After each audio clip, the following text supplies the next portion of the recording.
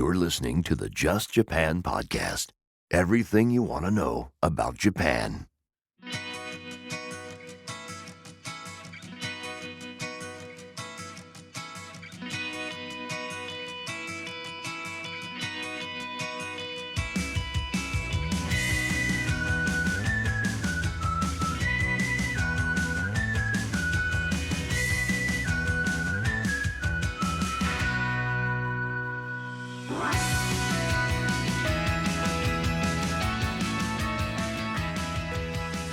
Well, hey there, folks, and welcome to episode number 172 of the Just Japan podcast. Everything you want to know about Japan.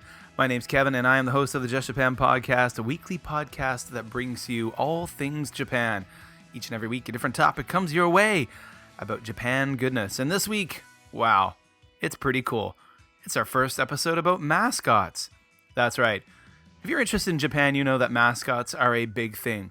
Kawaii, which means cute, is paramount in Japan. People in Japan love cute things, and pretty much any business, government, office, corporation, company, organization has a mascot to represent it. And you know what?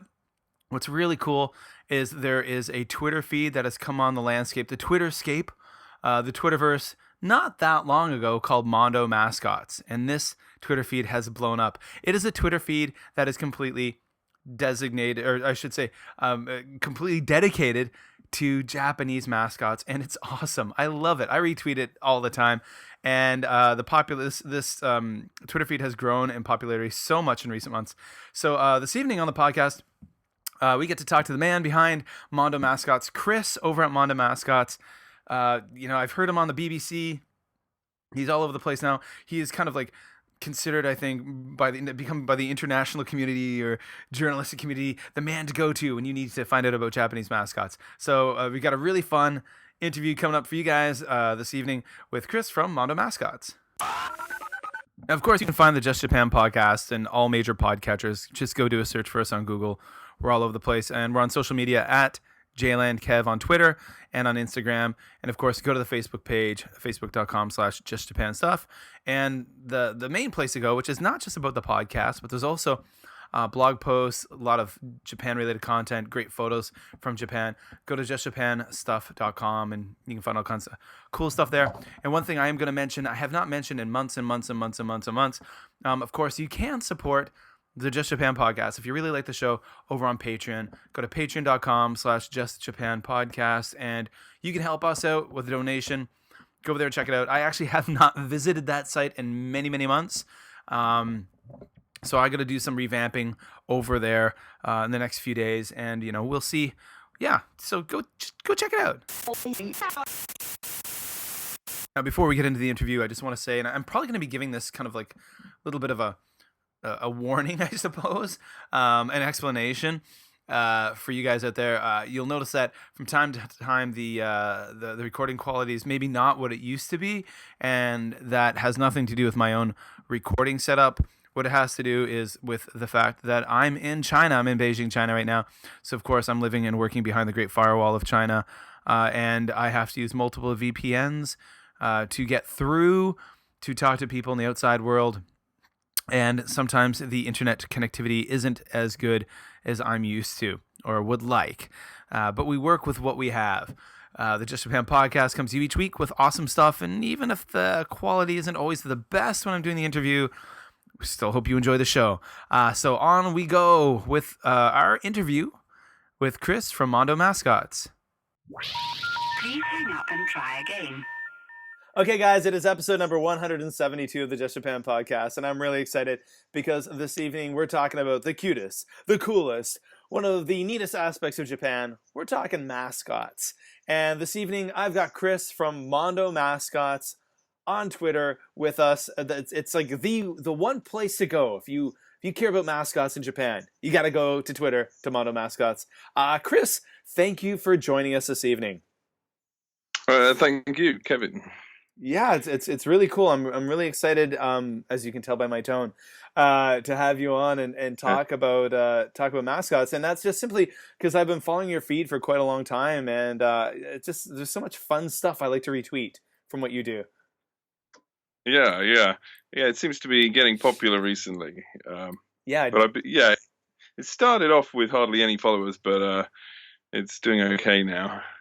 that is an understatement, but we'll get into that more in a little bit. So first of all, Chris, would you be able to tell the Just Japan podcast listeners a little bit about yourself, and where you are in Japan and when you first became interested in Japan? Well, yeah, I'm from the UK, near London, and now I'm living in Tokyo. Yeah, so when I was in England, I had a Japanese roommate in my apartment when I was at college. So we became friends, and yeah, he recommended that I come over and teach in Japan, and I kind of forgot about it. And I was working in London, but then I was working for a VHS company, so obviously that went bankrupt, and I ended up unemployed, and I saw an ad in the paper saying, "Do you want to come and teach in Japan?" And decided to come over on a whim, really, and I've been here ever since. Nice. Well, Yeah, so many of us end up in Asia that way. yeah, That's how I ended up. It was like literally like I'm really bored with my life in Canada, and I've never really traveled before, and I ended up in Korea first before Japan, but yeah, doing the same kind of thing. Yeah, yeah. but that was It was pre-Twitter, and that was pre all of that stuff. that Uh, was probably pre broadband, I think. so I mean, I got the job from the newspaper. okay, wow, okay. I have to admit, I actually, well, you know what? Back in the day, I got my job through word of mouth, and there was email. So I met a guy who was like, I got a job in Korea. How do Yeah, you do that? Through recruiter. Can you give me his email address? Okay, because that was like pre Google and all that stuff. Um, yeah. I so think I probably did have an email account by then, but it was in the early days. nice. So Mondo Yeah. mascots. So I mean, the reason why you're here tonight is to tell us about your very popular Twitter feed. Um, Mm. and it's a feed that I've been a fan of for quite a long time, and I love to retweet your stuff and share your stuff. What is Mondo mascots? Well, every day I post a few Japanese mascots and explain what they're mascots for, and post some pictures. And I sort of track down a lot of these mascots and take pictures of them myself and put them on the Twitter feed too. Yeah, it's a lot of fun. It's my hobby, I guess. Hmm. So It's a bit so of a strange hobby. well, no, I mean we will. I mean, hey, you know, for those out there who are listening who know me very well, actually, my passion, like my hobby, is entomology. I mean the bugs. Like, so I spend like every free moment. Right. I spend every free moment like literally reading about bugs, watching stuff about bugs on YouTube, and then teaching. I teach grade 2, so I mean I can't judge you and say that's a weird hobby because I'm a 42-year-old man who is obsessed with bugs. Yeah. So Yeah. I As know weird. guys get into their 40s, they suddenly get these weird obsessions. Like I got a friend who collects tropical fish, and I suppose if I was living in the countryside, I'd be bird watching or something. But in Tokyo, I have to make do with mascots because that's all you can see in the wild. But then there's a lot more. There's a lot more mascots than birds. Yeah, that's true. Unless you like crows and pigeons, Yeah. those are the ones you see. So what was the kind of genesis of Mondo mascots? Why did you decide to start this Twitter feed? Well, my what I studied at college was illustration, and so I like drawing those sorts of things myself. And so I'd always taken an interest in them, and I'd been, I'd seen them around. I had lots of pictures. I just started posting them. I guess. Also, I started in 2016, and there's a lot of depressing things happening in the world, in the news, and in politics. So I thought I'd divert my attention to something more fun. I was reading a lot of politics politics on Twitter, and I just got kind of tired of it and posted these mascots instead. That sounds like a really nice kind of refreshing way to escape the darkness and depressing side of Twitter. Yeah. Yeah. Because actually I have in 2016, late 2016, it did become a dark time for many of us on Twitter with regards to politics. And I have to admit that there's a certain individual who I try to avoid reading anything about. But no matter what I do, it gets flung in my face. Yeah, I think I know who you're talking about. You possibly may know who I'm talking about, but that was just like I stopped reading a lot of stuff about politics at that point. Aside from like I'm a Canadian, so I'll read about Canadian politics because that's pretty kind of like whatever. Well, that's okay. That's okay. But in the UK, we got the whole Brexit thing as well, which isn't great. And there were a lot of famous people dying in 2016 too. And 17. Yeah. Yeah, that's true. Yeah. Hopefully, touch wood, no more in 2018. But there was I did find a mascot that looked like Trump, and I posted it on my Twitter feed, and it didn't go down too well. A lot of people were bummed out. They were hoping for an escape from seeing his face. So I haven't done that again. I've decided actually. I pretty much I even avoid retweeting. I think I feel a certain way, and I will say I'm not pro. But I've decided to I've veered away from posting stuff about that on my Facebook, on my Twitter, all that, because it's just not worth it. And at the end of the day, like my Twitter feed, the Just Japan podcast, Jland Kev Twitter feed is just most people are there because they want to see Japan stuff, and I'm just kind of spraying out a fire hose of Japan photos, stories, and news stories and stuff about Japan, and that's. When I throw something in there about how I'm not a fan of an American politician, people are like, we're not here for that. Yeah. Yeah, that's true. Yeah. Yeah. So the Mondo Mascots thing started in 2016.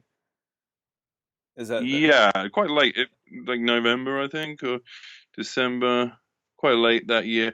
And I think I'd just been to an event. There's an event.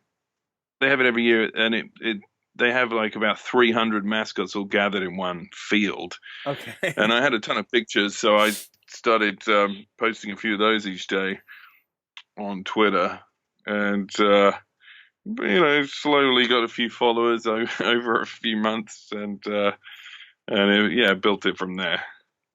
Well, for the people that are listening, maybe they're new to the Just Japan podcast. Maybe they're not so familiar with Japan, and Japan is something that's just starting to pique their interest. Can you tell us a little bit about like what's the deal with mascots in Japan? Like, why are there so many of them? What's the popularity? What's the thing? What's going on? Yeah, well, I guess people love cute things in Japan. That's been the case for a long time, and I guess everyone's trying to cash in on that. I mean, so the regional ones, the kind of local mascots, have become really popular in the last decade. Mm-hmm. There was one called Hikonyan from Hikone, I think that's Osaka, and I don't think that place was very famous, but like because of the mascot, it got well known, and a lot of merchandise was sold. And was that a castle? A castle one? Yeah, he was like he was a mascot of the year at one point, right? A few years back. Yeah, he was the first big one, and then a lot of towns followed suit, and then you had Kumamon. Which most people know Kumamon, and he's even famous here in China. He's famous here in China, by the way. Yeah, I heard that. Yeah, like no one knows what he is. Well, yeah, it's true. Yeah. Well, no, there is looks like some pretty official Kumamon merchandise I've seen here. Like I've seen in some like pretty nice shops, like things like the tea bottles and different things. But then also, of course, China's maybe kind of famous or infamous for not merchandising. Yeah, yeah. If anyone And I knows think about that. um, there's a lot of uh, sort of regional pride in having a good mascot. So there are some towns where the mascot is more famous than the town.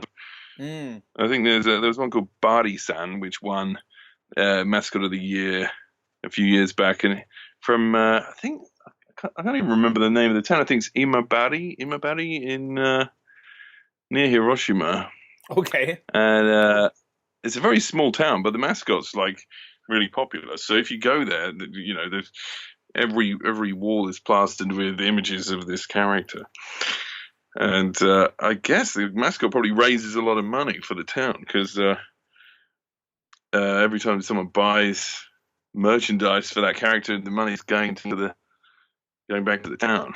Hmm. Yeah, well, it's really interesting Yeah, because I mean, I think if you're from, at least if you're from North America, when you think of mascots, to be honest, my only experience was to think about sports teams because in at least yeah, in North American culture, only sports teams have mascots.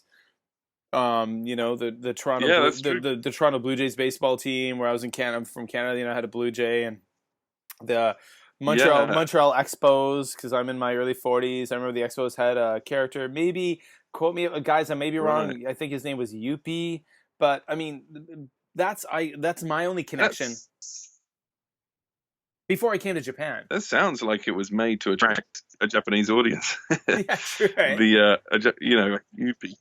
Well, Yeah. yeah, because you know, in the UK, most of the sports teams don't even have mascots. So yeah, it's not a big thing over there or But in I Europe mean, really. But but in they have the Japan, sporting mascots here too. yeah. The sporting mascots, but there's mascots for everything in Japan. Yeah, yeah. Well, I've been posting a few every day for more than a year, and I haven't really You'll scratched the never run it. You'll surface. never run out. You will never run out. Yeah, yeah, You have this like this infinite like source of information and content. I yeah, mean, yeah. I think. there was a news story in Kobe where I lived for 10 years about how even like the city of Kobe, the actual city of Kobe, Mhm. had something more than like 40 or 50 mascots, and Yeah, that's even crazy. they did a news story where they were like questioning people who worked at City Hall, like, do you know what this mascot is? Do you know what this mascot is? And even like the government workers from City Yeah, Hall didn't know what the mascots were. right. I think Osaka they kind of culled a few of them last year because there were too many. There was one small town in the countryside and they had 8 mascots, and I think the local government said, "Oh, we've got to get rid of some of these." So they made them into one mascot like Gundam. Oh no, like kind of like Ultron. So they all join together. So there's 8 characters make this giant robot, Or and so that's the Frankenstein. mascot in that town. Wow. Oh my Yeah, god. yeah. My god. Frankenstein's mascot. Yeah. And So even like mm, just a local dentist or something has a mascot. So there are, you know, thousands of gosh, I need to get a mascot design for the Just Japan podcast. Um, them. Yeah, yeah. not really. Maybe no. And then get the Not a costume bad made. idea. I'll just show up. I'll Maybe some wander around. listeners can Yeah. send some designs in. Yeah. There you go, guys. Listeners, you have a job. You have to design a mascot for the Just Japan podcast. Yeah. Yeah. Oh gosh. Hey, if anyone wants to do that, actually, that would be hilarious. I'd really appreciate that. Um, Yeah. so as far as mascots go in Japan, and you've already mentioned about how some mascots generate income for their hometowns and this and that. In your Mhm. time in Japan, what would you say are some of the most famous mascots that you've come across and that you've featured on Mondo Mascots? Well, the aforementioned Kumamon, he's a big one. So most days I check the news to see if there are any mascots in the news, and it's usually Kumamon. Yeah, he's everywhere. He's usually shaking the hands of a mayor or a governor somewhere. Um, and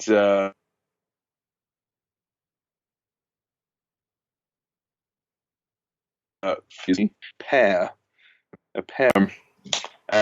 and he's an interesting case because he's an unofficial mascot. So he's a mascot for Funabashi City in Chiba, but it's just a guy made it. Like it's not actually officially sanctioned. And that's I one actually, of the most popular characters. yeah. Actually, if you Yeah. hold on a moment, like I apologize, just Japan podcast listeners. Internet connection not the best. It got a bit choppy there. So you were just talking about, was that Funashi you mentioned? Yeah. Okay, so Funashi he's supposed to be a So pair. He's a pair. Yeah, a pair fairy. Well, I guess, and also it's not even officially a he. It's like it. It's genderless. A genderless, but an unofficial mascot. Yeah, so whoever made it has made a ton of money because it's not going to Funabashi City. But I think the person does kind of employ local people to make the toys and clothes and pencil cases. So, he's still giving back to the community. That's a fun character. Yeah, I have a Funashi. I have a Funashi necktie.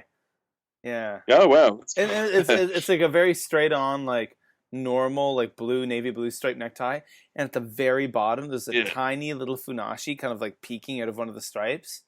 And it was like when I worked in Japan, I'd be wearing the tie. It was the kind of thing I'd wear this tie all day long, and it was like near the end of the day, like one kid would actually notice it, like, "Oh my god, that's a Funashi!" That's good. I got to get some ties with mascots on. I bet a lot of the characters nobody would recognize. Like people only seem to know their own local ones, or the really big ones, huh? How the famous ones. Yeah. Some of the big ones. So this year the winner of the mascot of the year was Unari-kun, who's a mix of an eel and an aeroplane, and he. I'm sorry, but that mascot's been around for years.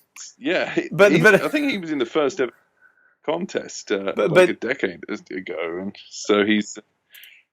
Just for everyone out there listening, if you're just kind of scratching your ears, not just because of the bad internet connection here, guys, but if you're thinking, did he just say a cross between an eel and an airplane? Yeah.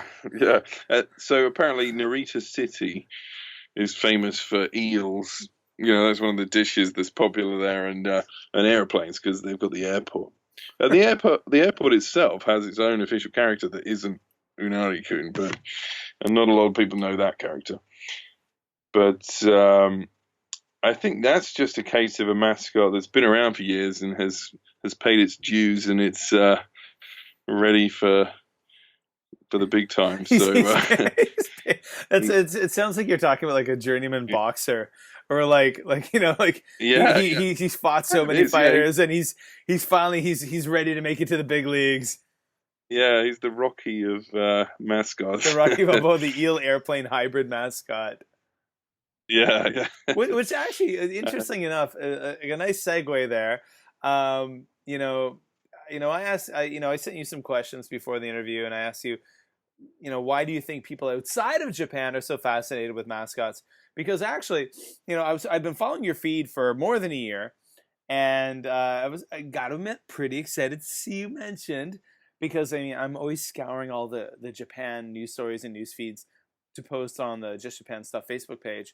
And back in November, I came across a story on BBC News about what was his name, Unari-kun, or yeah.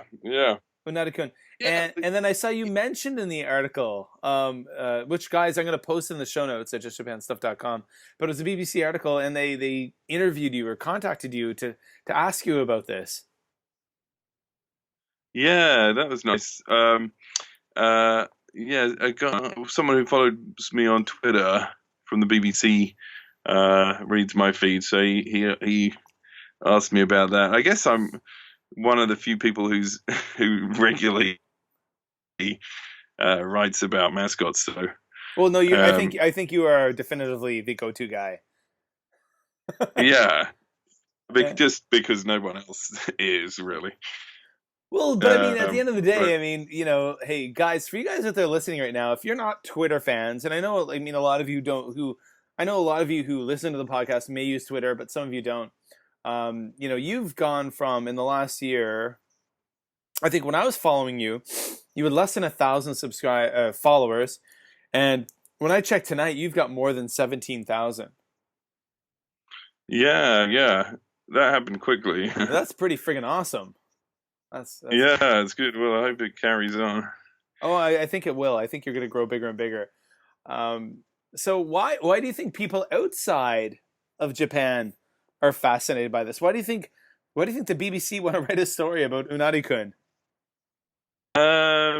It's a good question. I mean, I guess it's for the same reasons that I like them. I just, it's just fun. It's entertaining. It's a break from everyday stresses. But I guess, yeah. I mean, there aren't those kinds of mascots overseas, so there, there's there's a kind of alien element to them. There's a sort of surrealism as well, like yeah, for example, the mix of an eel and airplane, Yeah, yeah. and they're usually based on some kind of pun that doesn't translate. Um, yeah, like quite often, like two words will sound the same, and they'll make a mascot by blending them, and it just doesn't work unless it's in Japanese.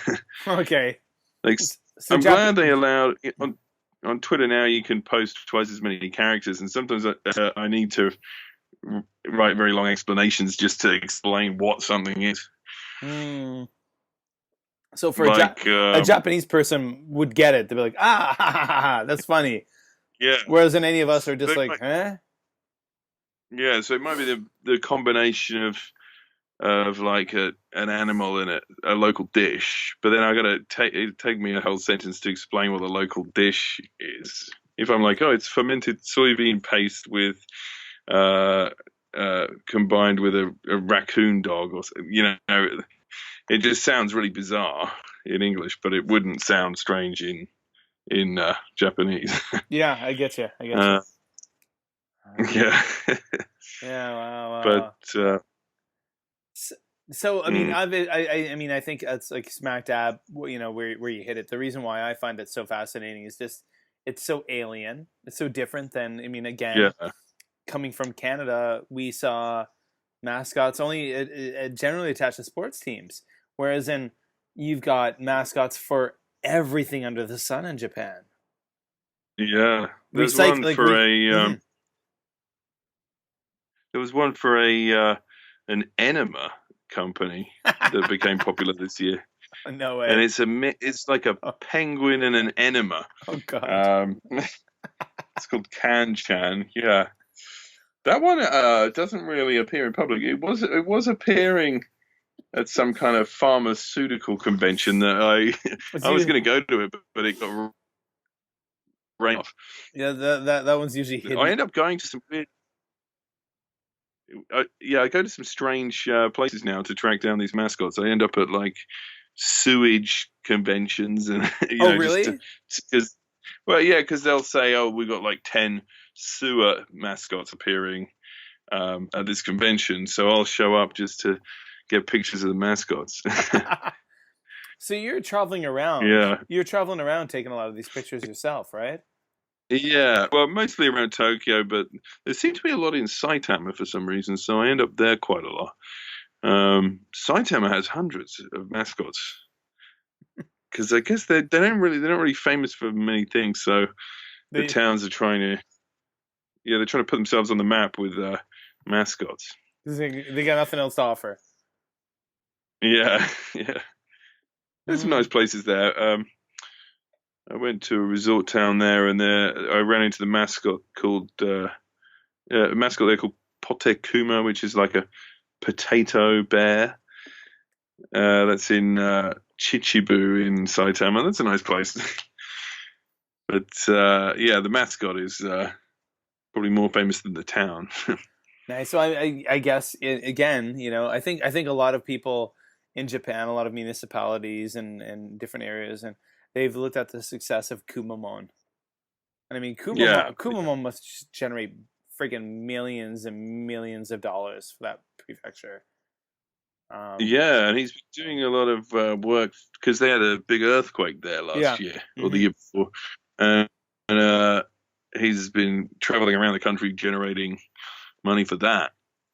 But So even before that, right? Like before that earthquake in Kumamoto, yeah, like I mean, he was the one thing. I mean, whenever I go to my local supermarket in Kobe to buy groceries, yeah, I mean, there would always be the big section with all the vegetables from Kumamoto, and they would have the Kumamon stickers on the yeah, wall and a big Kumamon sign yeah, hanging in the supermarket. Like, so that's not even like a, hey kids, look at this. It's yeah. it's just That's promoting it to. interesting because he's not even that cute. I mean, usually the cute ones become popular, but he's kind of, I guess he's sort of retained some kind of qualities of an actual bear or something. I don't know what it Maybe I is don't that know. makes Kumamon popular.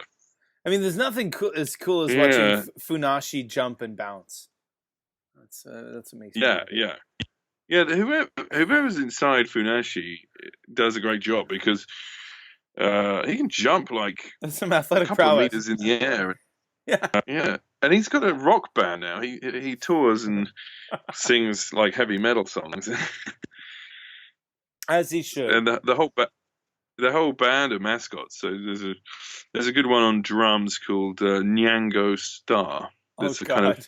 mixture of a cat and an apple, and plays like really hardcore heavy metal drumming. And there's a kappa on the guitar, Oh, maybe really? on bass, I think. I A had bear on guitar. I was not aware of this.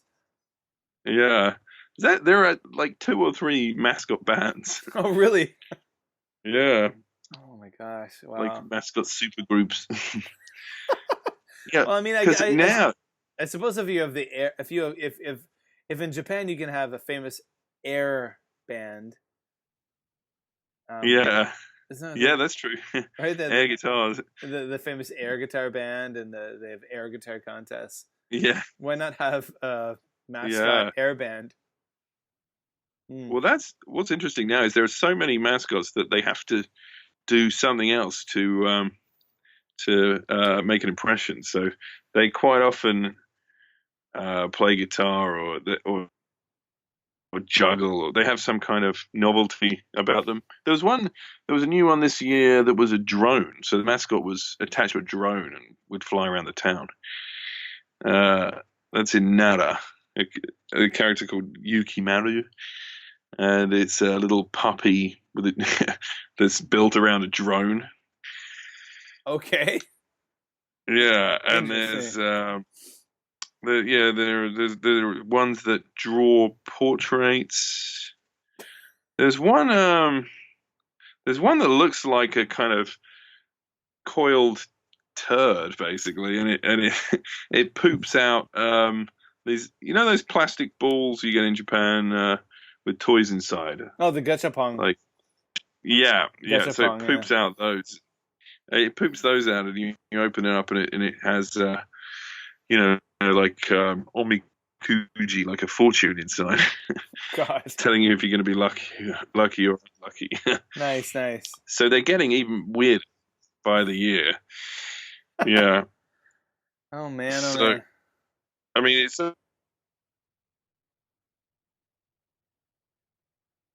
there's already been one new mess. So yeah, they keep coming out of the woodwork.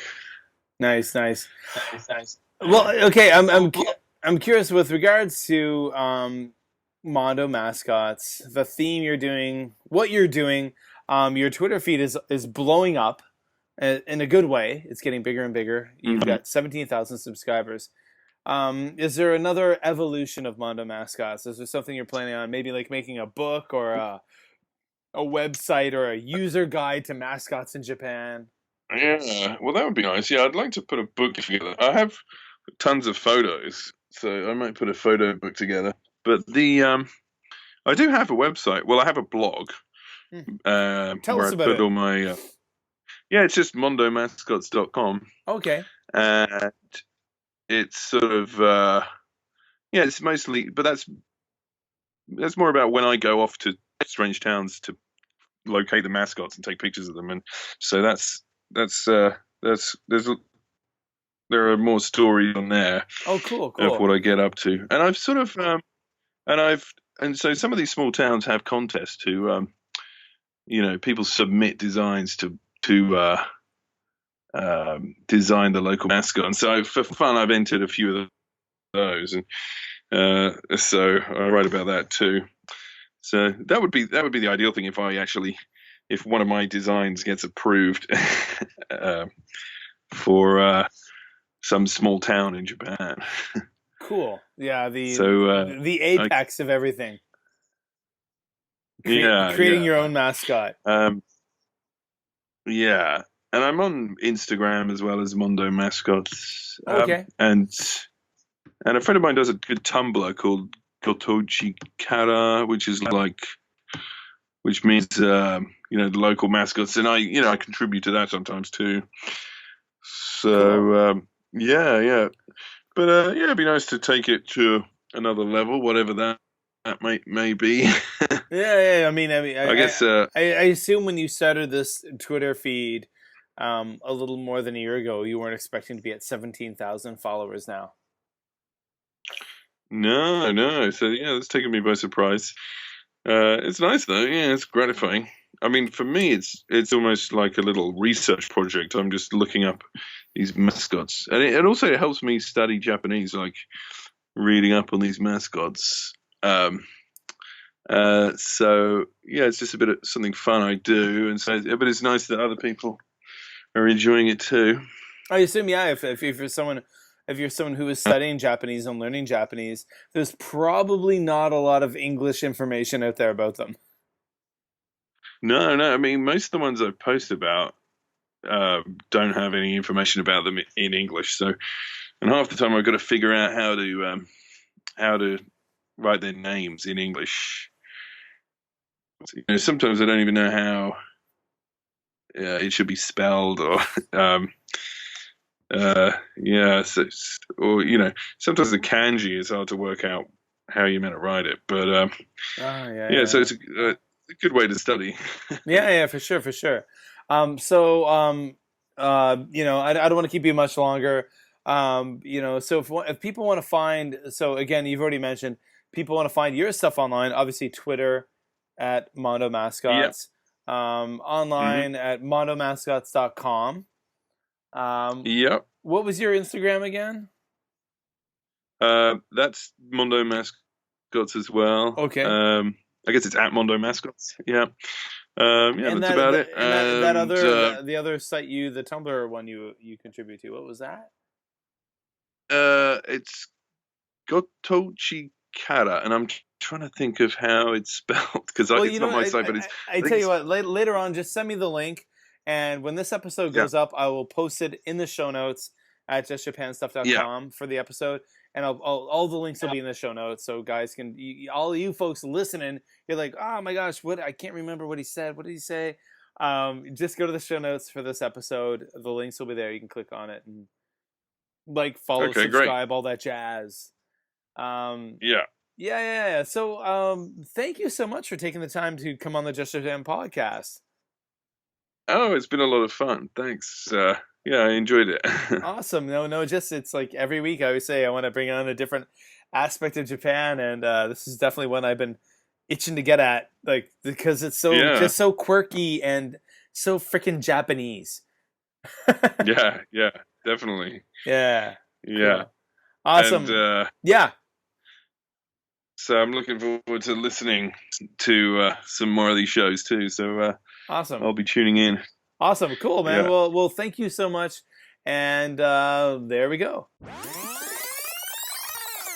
Now, I want to thank Chris for coming on the Just Japan podcast and sharing with us all that awesome information about the channel, or I should say about the Twitter feed itself, about mondomascots.com and all of the cool, fun stuff he's doing. So if you're on Twitter and you haven't already followed Mondo Mascots, go do that now.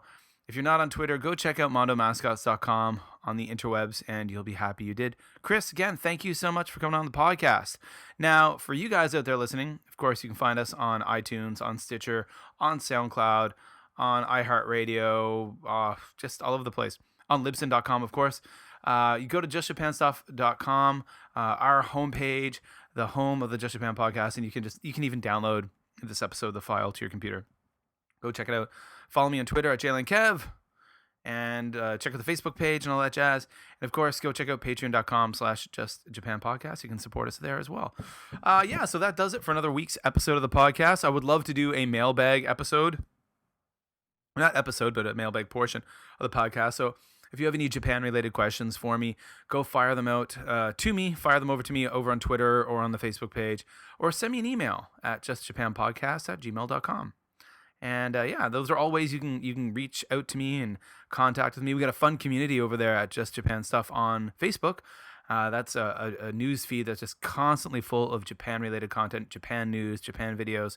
I spend a lot of time surfing around a lot of different newspapers and media sources and websites and stuff, basically compiling a lot of interesting stories, some heavy, some not so heavy, some light and fluffy, about Japan, and sharing them with all of you awesome people. And there's like 3,600 of you over there now, which is so awesome. And over 6,000 of you awesome people are following us on Twitter, which is super cool. I really like that. Get some more people on Instagram. Come over if you use Instagram. Find me at JLandKev, JLandKev. And that's it for another week of the podcast, guys. Hope you enjoyed the interview with Chris from Mondo Mascots. You just can't go wrong with Japanese mascots, guys. They're the best. Da bomb. All right, folks. Well, that's it for another week. I'll be coming back to you very soon. So wherever you are in the world, hope you're happy, hope you're healthy, and I'll be talking to you next week. Oh, yeah, and of course, spread the word about the Just Japan podcast. Tell all your friends. Tell all your friends. All right, guys. See ya.